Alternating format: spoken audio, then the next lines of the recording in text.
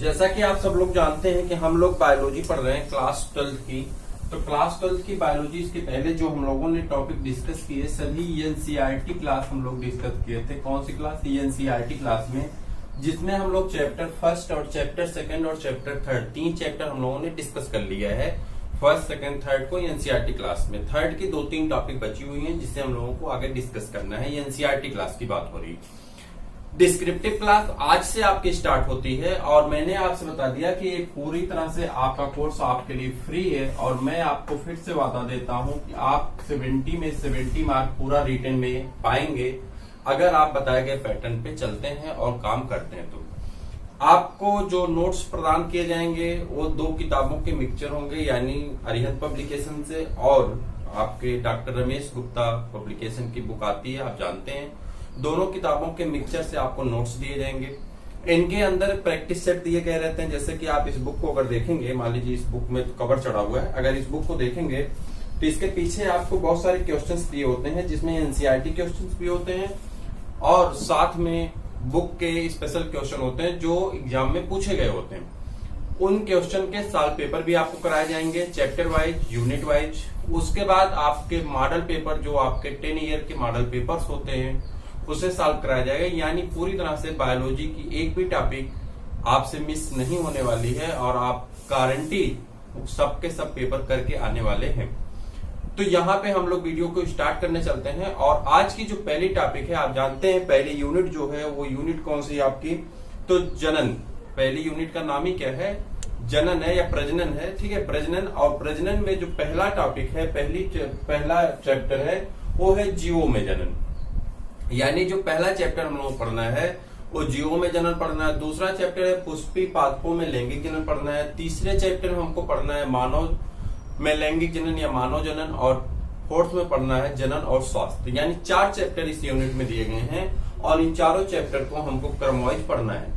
15 अगस्त तक आपके first unit को कंप्लीट करने का टारगेट रखा गया है और फर्स्ट यूनिट मुझे उम्मीद है तब तक कंप्लीट भी हो जाएगी। अगर फर्स्ट यूनिट आपकी तब तक कंप्लीट हो जाती है तो आप अगर लेट करते हैं तो आपका नुकसान होगा। इसलिए आप अपने दोस्तों को जल्द से जल्द शेयर कर दें ताकि वो तुरंत वीडियो देखना शुरू करें और उनकी कोई भी टॉपिक मिस ना हो। क्लियर?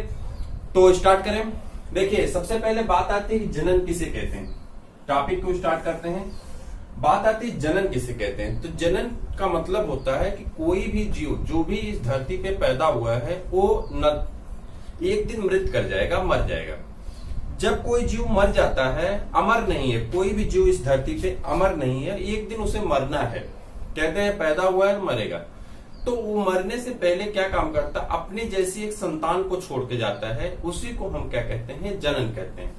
विधियां अलग हो सकती हैं लेकिन वो अपने जैसे ऑफस्प्रिंग को छोड़ देता है, संतान को छोड़ देता है, उसी को हम क्या कहते हैं? प्रजनन या जनन कहते हैं। अब इससे 2 फायदे होते हैं। एक फायदा तो ये होता है कि ये हमारे आने वाले प्रोजनी को तो जनन बताता है, साथ में जनन ये भी बताता है कि वह जात जो है वह कभी खत्म नहीं होती, वो जात बनी रहती। जैसे हम लोग अपना उदाहरण ले लेते हैं। आज हम धरती पे इसी कारण है कि हमारे पेरेंट्स रहे हैं, हमारे पेरेंट्स से ऊपर उनके पेरेंट्स रहे होंगे, उनके पेरेंट्स से ऊपर उनके पेरेंट रहे होंगे। यानी कहीं ना कहीं एक जात से ही दूसरी जात का एक क्रमबद्ध श्रृंखला में ही उद्भव होता चला जा रहा है, विकास होता चला जा रहा है और हमारा जनन होता रहता है। समस्त जीवों की ये लक्षण होते हैं कि वह अपने जीव जो पैदा करते हैं वो अपने जैसा ही पैदा करते हैं। कोई जीव अपने जात को या अपने आने वाली संतान को दूसरे जाति या दूसरे संतानों जैसा पैदा नहीं करना चाहता है। मनुष्य में बहुत सारे लोग अपने नाम के आगे लायन लगाते हैं, टाइगर लगाते हैं। आपने भी देखा होगा, बहुत सारे आपके ग्रुप मेंबर्स होंगे जो लायंस ग्रुप, टाइगर्स ग्रुप इत्यादि लगे होंगे। लेकिन आप अपने पेरेंट्स से पूछिए तो आप अपने बच्चे को या आपके पेरेंट अपने बच्चे को कभी टाइगर, चीता, कुत्ता, बिल्ली इत्यादि पैदा नहीं करना चाहते, बल्कि वो क्या पैदा करना चाहते हैं? इंसान ही पैदा करना चाहते हैं। बाद में हम जानवरों की टाइटल लेकर के महान बनने की कोशिश करते हैं, कोई दूसरा मैटर है। ठीक, तो जनन क्या होता है? जनन का मतलब होता है कि एक जीव अपने जात का उद्भव करता है, उसी को हम क्या कहते हैं? जनन कहते हैं। विधियां अलग हो सकती हैं, विधियां की बात अभी बाद में करेंगे। अब बात आती है कि यहाँ पे जो हम कह रहे हैं कि एक जीवन काल होता है, तो जीवन काल क्या होता है, जिसे लाइफ स्पान कहते हैं। तो एक टॉपिक आती है जीवन काल। जीवन काल का मतलब होता है कि जब से हम पैदा होते हैं, जब से हम पैदा होते हैं तब से लेकर के अमृत की अवस्था तक, यानी जब मर जाते हैं, यानी since birth to till death, till death. किसी ने कहा है ना कि पैदा होने के लिए मरना पड़ता है। अगर आप अपने जीवन काल को बनाना चाहते हैं तो आप आज मर जाएंगे तो आपका जीवन काल आज तक का काउंट कर लिया जाएगा। आज तक आपने कितने दिन, कितने घंटे, कितने महीने, कितने साल गुजारे हैं धरती पे, वही आपका जीवन काल है। हालांकि एक प्राकृतिक जीवन काल हर एक प्राणी का एवरेज जीवन काल निश्चित किया जाता है। जैसे मनुष्य का ही इस समय जो 21वीं सदी में नियुक्त किया गया है वो लगभग 68 ईयर्स किया गया है। इसके पहले मनुष्य का काल कितना होता था? 100 साल माना जाता था। 100 साल मनुष्य जीवित रहता है। उसी प्रकार से समस्त प्राणियों के जीवन काल को निश्चित किया गया है, एक एवरेज लाइफ स्पान है कोई। अब यहाँ पे बात यह है जो टिल डेथ है, ये डेथ एक्सीडेंटल डेथ को नहीं काउंट किया जाता कि आप रोड पे निकले, आपका एक्सीडेंट हो गया, आपकी मृत्यु हो गई, इस डेथ को कभी काउंट नहीं करते। नेचुरल डेथ, जो प्राकृतिक मृत्यु होती है, उस मृत्यु की बात होती है कि प्राकृतिक जन्म से प्राकृतिक मृत्यु तक का जो जीवन काल होता है उसी को आपका क्या कहते हैं? जीवन काल कहते हैं। आपकी एनसीईआरटी में अगर आप देखेंगे तो वहां पे दिया गया है कि 2 फेज दिए गए हैं, सेक्सुअल रिप्रोडक्शन और एसेक्सुअल रिप्रोडक्शन। 2 फेज का बारे में वर्णन किया गया है। सेक्सुअल रिप्रोडक्शन क्या होता है और एसेक्सुअल रिप्रोडक्शन क्या होता है, इन दोनों के बारे में हम लोग पढ़ेंगे। लेकिन यहाँ पे लिखा गया देखिए, पादप में जनन। ठीक, तो पादप में 3 प्रकार के जनन होते हैं, इसीलिए डायरेक्ट हमने पादप को लिखा है, जंतु को भी बताएंगे आपको। तो यहाँ पे क्लियर करते हैं, बातों को समझने की कोशिश करते हैं। पादप में 3 प्रकार का जनन होता है। हालांकि जो तीसरा जनन होता है वो अलैंगिक जनन का ही एक हिस्सा होता है। यह डॉक्टर रमेश गुप्ता की बुक में लिखा गया है। चूंकि यहाँ पे चीजें क्यों लिखी गई हम उसको आपको क्लियर करते हैं। बहुत तथाकथित लोग कहते हैं कि गलत है, गलत नहीं है, सत्य है। जब पौधा अपने वेजिटेटिव पार्ट यानी जो शरीर के कायिक हिस्से होते हैं, जिसे हम क्या कहते हैं? शरीर का हिस्सा कहते हैं, चाहे वो जड़ हो, तना हो, पत्ती हो। आप जानते हैं कि ये 3 हिस्से पौधे के बेसिकली पाए जाते हैं, जड़, तना, पत्ती। जब यह अपना मूल काम छोड़ करके जनन में भाग लेने लगते हैं तो उस प्रकार के जनन को हम क्या कहते हैं? कायिक जनन कहते हैं। जड़ का मूल काम पैदा करना नहीं है, जनन करना नहीं है, बल्कि जड़ का मूल काम क्या है? तो जड़ का मूल काम होता है उसे सपोर्ट करना, पौधे को स्थिर खड़े रखने में मदद करना। लेकिन पौधे में यह काम बदल करके वह स्टोरिंग ऑफ फूड, भोजन को स्टोर करने लगता है। आप 11th में पढ़े मॉडिफिकेशन ऑफ रूट, यानी रूपांतरण, जड़ों का रूपांतरण, तने का रूपांतरण और उसका क्या कहते हैं? पत्ती का रूपांतरण। याद होगा, आपने पढ़ा है 11th में। नहीं पढ़े तो फिर कभी चर्चा करेंगे, उस पर बताएंगे। तो जो प्राकृतिक पार्ट है, चाहे जड़ हो, तना हो, पत्ती हो, इनका एक बेसिक काम है। लेकिन वो उस काम को छोड़ करके किसमें भाग लेने लगते हैं? जनन करने में भाग लेने लगते हैं। इसमें रूपांतरण आता है, इस कारण इसे हम किस में रख देते हैं? कायिक जनन की श्रृंखला में रख देते हैं। जबकि यह अगर इसके ब्रॉड स्तर को देखा जाए, अलैंगिक जनन के ब्रॉड स्तर को देखा जाए तो यह इसी का एक हिस्सा है। अलैंगिक जनन का ही एक हिस्सा कायिक जनन है। तो आपकी एनसीईआरटी में सिर्फ 2 टॉपिक दी गई है, लैंगिक जनन और अलैंगिक जनन। लैंगिक जनन की जहां तक बात होती है, यहाँ पे लिखा गया लैंगिक जनन। लैंगिक जनन में जो सेक्स होते हैं वो सेपरेट होते हैं, यानी मेल और फीमेल, यानी नर और मादा अलग अलग पाए जाते हैं। हो सकता है नर और मादा के अंग, दोनों अंग एक ही प्राणी में पाए जाते हैं, जैसे केचुआ में पाया जाता है। क्लियर? हो सकता है कि दोनों का एक ही में पाया जाता है, जैसे पुष्प में आप गुड़हल में देखते हैं, दोनों नर और मादा अंग एक ही में पाए जाते हैं। तो हो सकता है नर और मादा अंग एक ही बॉडी में पाए जाते हो, या ये भी हो सकता है नर और मादा अंग अलग अलग पाए जाते हो। लेकिन यहाँ पे रिप्रोडक्शन होने के लिए, जनन होने के लिए दोनों का पास में आना जरूरी होता है। जबकि अलैंगिक जनन में ऐसी कोई वो नहीं है, इसमें नर का पता ही नहीं होता है, या एक कहते हैं नर और मादा क्लियर नहीं होते हैं। लेकिन जैसा आप जानते हैं कि बच्चे पैदा करने का काम सिर्फ मातृ शक्ति को दिया गया, इसलिए यहाँ पे जो भी पैदा होता है उसे डॉटर सेल कहते हैं। क्या कहते हैं? डॉटर सेल कहते हैं। आपने देखा होगा अमीबा के जनन में, ठीक? तो उसकी जो कोशिकाएं होती हैं जिससे उनका जनन होता है उसे हम क्या कहते हैं? मातृ कोशिकाएं कहते हैं। तो यहाँ पे मातृ कोशिकाएं और पुत्री कोशिकाओं का जनन होता है अलैंगिक जनन में, यानी ये हम कह देते हैं कि यहाँ पे नर अनुपस्थित होता है। लेकिन यहाँ पे मेल और फीमेल का जेंडर क्लियर नहीं होता है, इसी कारण ये सभी अपने बॉडी के पार्ट से या अपने विशेष अंगों के द्वारा जनन करते हैं, जिसे हम लोग अलैंगिक जनन की श्रृंखला में रखते हैं। अलैंगिक जनन सर्वथा एक ही प्राणी में यानी एक लिंगी प्राणी में होता है। क्लियर? एक लिंगी का मतलब यहाँ पे ये नहीं है जो एक ही मतलब नर या मादा, यहाँ पे दोनों नहीं होते हैं। ठीक है? एक लिंगी का मतलब होता है कि एक सेक्स, जैसे हम हैं एक लिंगी, एक लिंगी नहीं। एक लिंगी का मतलब यहाँ पे नर और मादा अलग अलग से मिलते नहीं, इनके गैमीट नहीं मिलते, युग्मक संलयन नहीं होता, गैमीट का मिक्सचर नहीं होता है। जबकि यहाँ पे गैमीट मिलना पड़ेगा, यहाँ पे स्पर्म और ओवा का मैचिंग होना पड़ेगा। अगर मेल है तो स्पर्म और ठीक है ओवा का, स्पर्म और ओवा को मैच करना पड़ता है। अगर स्पर्म और ओवा पास पास मिलते हैं तभी नई प्रोजनी का निर्माण होता है, लेकिन अलैंगिक जनन में ऐसा कुछ भी नहीं होता है। क्लियर? कोई डाउट नहीं? तो अलैंगिक जनन का एक हिस्सा कौन है? कायिक जनन। अब तो कोई डाउट नहीं, डाउट क्लियर हुई। अब काम की बात करते हैं। काम की बात यह है कि यहाँ पे हमको पढ़ने सब है, अलैंगिक जनन भी लैंगिक जनन भी। कुछ फेज दिए गए जैसे जुवेनाइल फेज क्या होता है, ठीक है, प्रौढ़ावस्था कौन होती है, प्रौढ़ावस्था कौन सी होती है, ठीक है, युवावस्था क्या होती है, ये सब दिए गए हैं आपके भी एनसीईआरटी में, उन सबको डिस्कस करेंगे। लेकिन उसके पहले यहाँ पे कुछ टॉपिक्स लिखी गई हैं, उसको एक बार ओवरव्यू कर लेते हैं। फर्स्ट क्लास है, फिर उसके बाद टॉपिक वाइज आपका चलता जाएगा। हाँ, आपसे एक रिक्वेस्ट फिर है कि अपने दोस्तों को जितना जल्दी बता देंगे उतना जल्दी ही वो वॉच करना शुरू करेंगे, जिससे सबका साथ सबका विकास। ठीक? तो कायिक जनन जो हिस्सा होता है ये दो प्रकार से होता है। एक होता है प्राकृतिक हिस्से। प्राकृतिक हिस्से ऐसे होते हैं जो प्रकृति द्वारा प्रदान किए जाते हैं, जैसे कि जड़, तना, पत्ती, ये प्रकृति यानी भगवान द्वारा बनाए जाते हैं। प्रकृति को ही हम भगवान कहते हैं, तो प्रकृति द्वारा ही बनाए जाते हैं। जड़, तना, पत्ती किसके द्वारा बनाए जाते हैं? प्रकृति द्वारा बनते हैं। तो इनका हिस्सा जड़ों द्वारा, जब जनन किसके द्वारा होता है? जड़ों द्वारा होता है। यानी जड़ अपना मूल काम छोड़ करके भोजन को स्टोर करते हैं और भोजन को स्टोर करने के बाद वो जनन में भाग लेने लगते हैं। तो इसी प्रक्रिया को हम लोग क्या कहते हैं? जड़ों द्वारा जनन। अब जड़ों द्वारा जनन कहाँ होता? आपने गंजी का नाम सुना होगा, शकरकंद कहते हैं, उसमें देखिए तो जड़ों से ही जनन होता। परवल, परवल में जड़ों से ही जनन होता। परवल की जड़ लगा देते हैं, नए नए पौधे उग जाते हैं। क्लियर? तनों द्वारा, बहुत सारे तने हैं, तने का काम ये नहीं होता, बल्कि तने का काम होता है उसे सपोर्ट देकर के खड़े रहना और पत्ती, फल इत्यादि को जनन करना, स्थान देना। लेकिन ये मॉडिफाइड हो जाते हैं, भोजन को स्टोर करने लगते हैं और रिप्रोडक्शन में भाग लेने लगते हैं। आपको याद होगा, आपने क्लास 10th में पढ़ा था ट्यूबर फॉर्मेशन, यानी पोटैटो को जो आलू होती है, आलू के ऊपर आंख का उगाना और उसी आंख से जर्मिनेट करके नए पौधे का विकास होना। याद है आपको?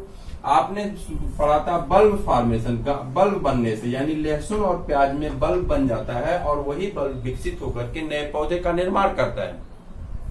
कंद, प्रकंद, ये सब पढ़े आप क्लास 10th में। तो इन सब के द्वारा जनन होता है। ऐसे जनन को हम क्या कहते हैं? तनों द्वारा जनन। ठीक है?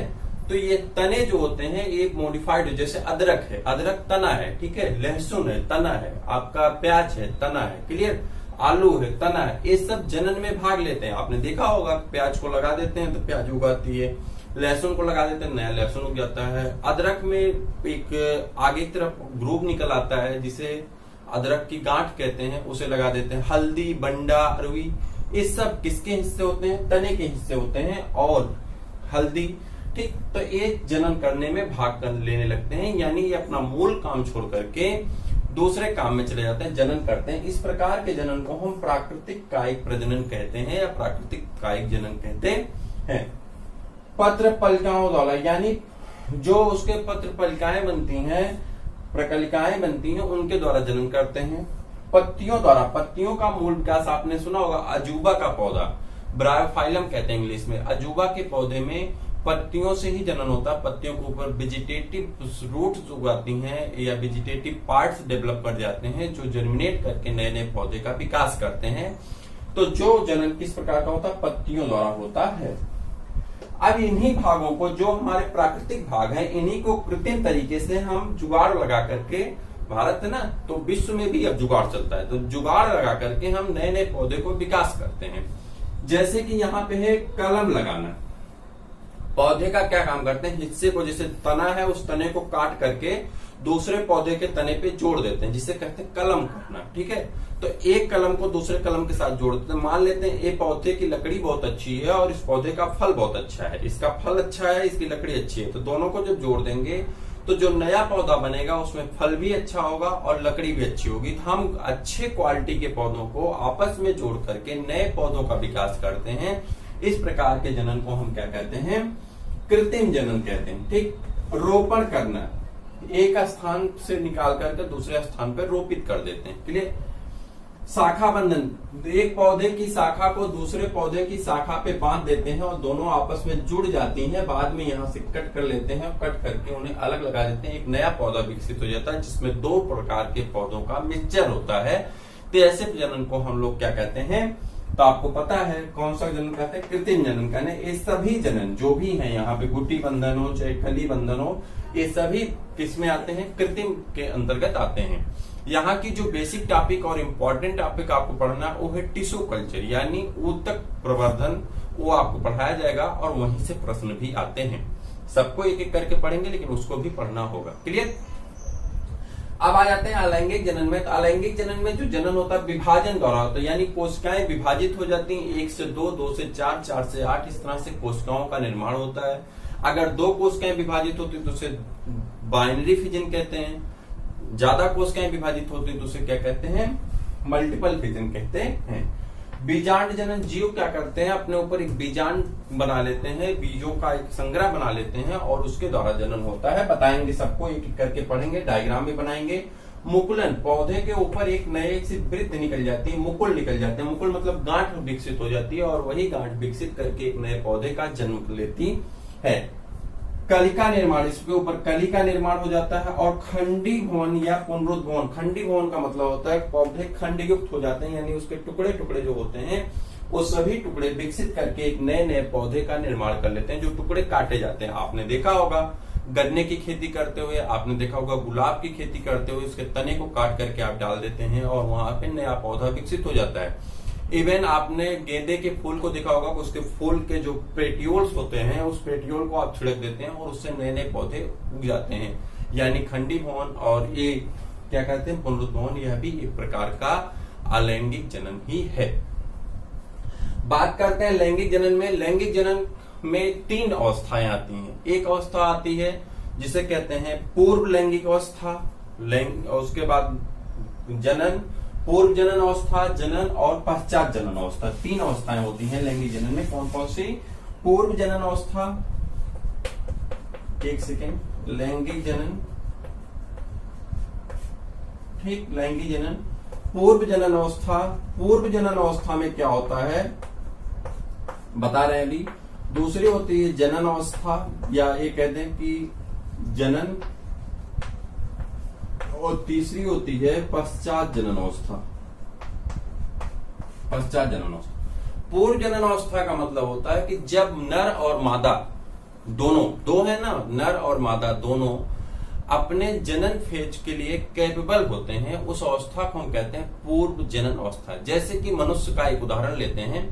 मनुष्य में जब तक बच्चे रहते हैं, चाइल्डहुड कंडीशन में होते हैं, बाल्यावस्था होती है, तो उस अवस्था में आपके टेस्टिस और ओवरी, यानी नर में टेस्टिस और मादा में ओवरी जो अंग हैं, यह अंग फंक्शनल नहीं होते, यानी नर में स्पर्म का विकास और मादा में ओवा का विकास नहीं होता। लेकिन जैसे ही इनमें टीनेज आती है, यानी प्यूबर्टी आती है, तुरंत इनमें इन दोनों का विकास होने लगता है। नर में स्पर्म का और मादा में ओवा का विकास होने लगता है। इसके विकास होने के साथ ही इनके अंदर द्वितीयक लैंगिक लक्षण का विकास होता है, जो प्राइमरी अवस्था के अंतर्गत आते हैं, प्री फर्टिलाइजेशन स्टेज में आते हैं, जो प्रथम जनन का एक सिम्टम होता है, स्पर्म का विकास होना और ओवा का विकास होना। बाद में यही स्पर्म और ओवा जब आपस में मिलते हैं, यानी कपुलेशन होता है, फर्टिलाइजेशन होता है, उस अवस्था को हम क्या कहते हैं? जनन अवस्था कहते हैं।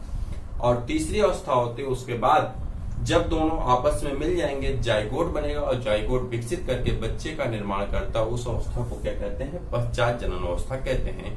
तो यह पादप में भी होता है और किसमें होता है? मनुष्य में भी होता है।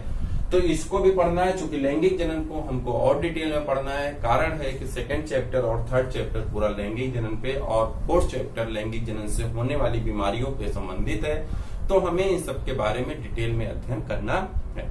मुझे उम्मीद है कि वीडियो आपको पसंद आया है। पसंद आया तो अपने दोस्तों को शेयर करिए, लाइक करिए। फिर हम मिलते हैं एक एक टॉपिक के साथ। ये तो एक लेक्चर था, एक पॉइंट थी जहां पे हमको सब कुछ क्लियर करना था। एक एक टॉपिक के साथ हम लोग पहुंच चुके हैं, पूरे चैप्टर का ओवरव्यू हो चुका है। फिर एक एक टॉपिक के साथ एक एक चीजें क्लियर करते हुए आगे बढ़ेंगे।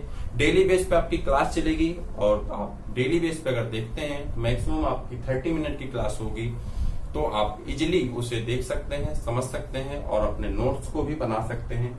फिर हम लोग मिलेंगे किसी और वीडियो में, तब तक के लिए इजाजत दीजिए।